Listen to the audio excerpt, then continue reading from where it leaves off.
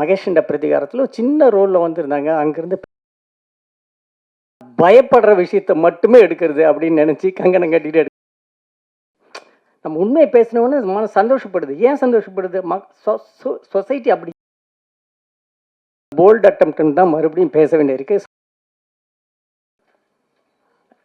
இந்த படத்தில் நான் படம் பார்க்கும்போது மிஸ் பண்ண விஷயம் வந்து மியூசிக்கையும் லிரிக்கையும் ரொம்ப மிஸ் பண்ணேன் நான். ஏன்னா பார்க்க கவனிக்கலை. ஏன்னா இந்த படத்தினுடைய சப்ஜெக்டை பார்த்தோன்னே நான் முதல்ல இதை கரெக்டாக சொல்லியிருக்காங்களடா, எது பார்க்கணும் முதல்ல அப்படின்னு சொல்லிட்டு மியூசிக்கையும் லைன்ஸையும் மிஸ் பண்ணிடுது, லிரிக்கையும். இப்போ தான் இங்கே ஆடியோ ரிலீஸ்க்கு வந்து பார்க்கும்போது தான் அதை ரொம்ப அழகாக பண்ணியிருந்தேன். மியூசிக் டைரக்டரும் சரி, லிரிக்ஸும் குட், ரொம்ப நல்லா இருந்தது.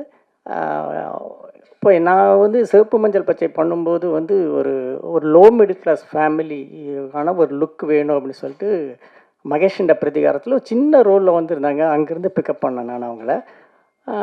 அதுக்கப்புறம் பார்த்திங்கன்னா திடீர்னு ஒரு ட்ரைபல் லுக்கில் ஜெய் பீமில் பண்ணாங்க.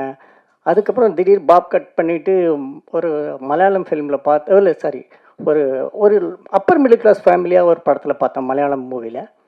அதுக்கப்புறம் அதுக்கு நான் விஷ் பண்ணி அனுப்ப ரொம்ப நல்லா பண்ணியிருந்தோமா அப்படிங்கும்போது I am really happy for you அப்படின்னு சொல்லும்போது அவங்க எழுதியிருந்தது ஐ நோ இட்ஸ் சார் அப்படின்னாங்க. That is our understanding. So Lijo, உங்கள் டிரான்ஸ்ஃபர்மேஷன் வந்து எனக்கு ரொம்ப ரொம்ப ரொம்ப பிடிச்சிருக்கு எனக்கு. கீப் இட் அப்மா, குட். அப்புறம் சில டைரக்டர்ஸ் இருக்காங்க, அதாவது மக்களுக்கு பிடிச்ச விஷயத்த அவங்களுக்கு பிடிச்ச மாதிரியே சொல்லிட்டு போயிடலாம், எதுக்குடா வம்பு அப்படின்னு எடுக்கிற டைரக்டர் சில பேர் இருக்காங்க. சில டைரக்டர்ஸ் மட்டும்தான் வந்து தனக்கு பிடிச்ச விஷயத்த மக்களுக்கு பிடிச்ச மாதிரி சொல்லணும்னு சொல்லிட்டு ஒரு சோஷியல் ரெஸ்பான்சிபிலிட்டியோடு எடுப்பாங்க. இன்னும் சில டைரக்டர்ஸ் இருக்காங்க என்னென்னா அதாவது அடுத்தவங்க எடுக்க தயங்குற இல்லைன்னா பயப்படுற விஷயத்த மட்டுமே எடுக்கிறது அப்படின்னு நினச்சி கங்கணம் கட்டிட்டு எடுக்கிற டைரக்டர்ஸ். அப்படி ஒரு டைரக்டர் தான் ஜெயபிரகாஷ்.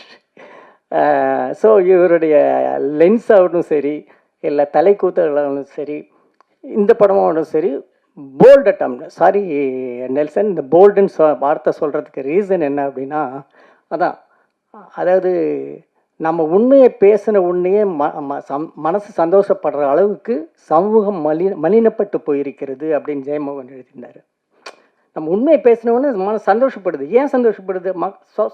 சொசைட்டி அப்படி இருக்குது. ஆனால் உண்மையை பேசணுங்கிறது தான் நம்ம இதே.